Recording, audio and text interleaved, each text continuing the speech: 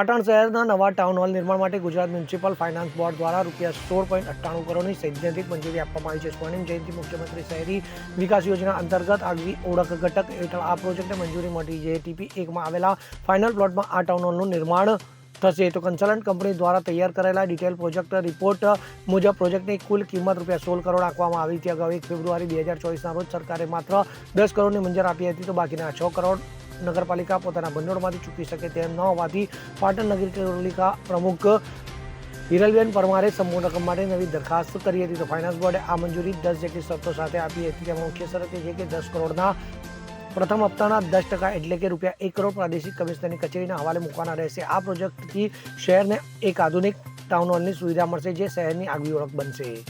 Bureau report, CN24 news. હવે જુઓ દેશ દુનિયાની તમામ ખબરો તમારી આંગળીના ટેરવે.